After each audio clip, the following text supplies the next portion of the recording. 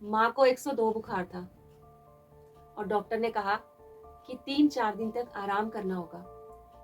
पर घर वालों को लगा कि अरे बुखारी तो है, ठीक हो जाएगी।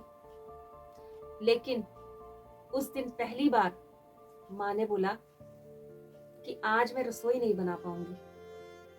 बस उसी दिन घर की असली परीक्षा शुरू हो गई। तब घर वालों को समझ में आया कि घर सिर्फ ईंटों से नहीं बनता, घर तो माँ से चलता है। पहला दिन सुबह 7 बजे तक कोई नहीं उठा। स्कूल के लिए टिफिन लेट, दूध उबलकर गैस पर गिर गया और पहली बार पापा ठीक से बिना नाश्ता किए हुए ऑफिस चले गए।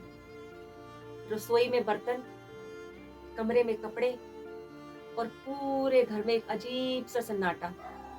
बच्चे बोले, माँ तुम कब ठीक होगी? दूसरा दिन सब्जी खत्म, फ्रिज आधा खाली, बिजली का बिल भरना भूल गए, बेटी की स्कूल की प्रोजेक्ट की फाइल कंप्लीट नहीं हुई और उस दिन पापा पहली बार समझ रहे थे कि घर चलाना नौकरी जितना आसान नहीं। तीसरा दिन माँ चुपचाप बिस्तर पर लेटी हुई, कमजोर सी। फिर भी माँ ने पूछा कि तुम सबने खाना खाया? तभी बेटे ने धीरे से कहा कि माँ आपके बिना घर अच्छा नहीं लगता। हम कहते हैं कि माँ घर पर ही तो रहती है, लेकिन सच तो ये है कि माँ घर पर नहीं रहती, बल्कि माँ पूरे घर को चलाती है।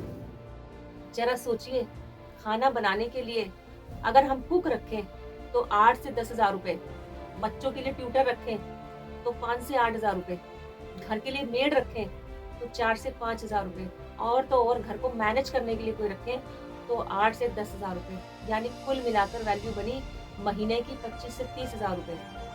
जो गृहिणी बिना सैलरी लिए हुए ये वैल्यू उस घर को देती है, तो क्या वो कमाती नहीं है? वो सबसे ज्यादा कमाती है। बस फर्क सिर्फ इतना है कि उसके हाथ में पैसे नहीं है। गृहिणी कोई खर्च नहीं है, गृहिणी परिवार की रीढ़ की हड्डी है, और जब रीढ़ की हड्डी मजबूत होती है ना, तभी परिवार मजबूत होता है। इसलिए अगली बार जब आपसे कोई कहे कि तुम करती ही क्या हो, तो आप बोल सकते हो कि मैं घर नहीं संभालती, मैं परिवार की नींव हूँ। ये वीडियो किसी एक औरत की कहानी नहीं, ये आपकी कहानी है, मेरी कहानी है, हम सबकी कहानी है। इसलिए इस वीडियो को हर उस औरत तक पहुंचाना, हर उस परिवार तक पहुंचाना जहां पे इस वीडियो की ज़रूरत है।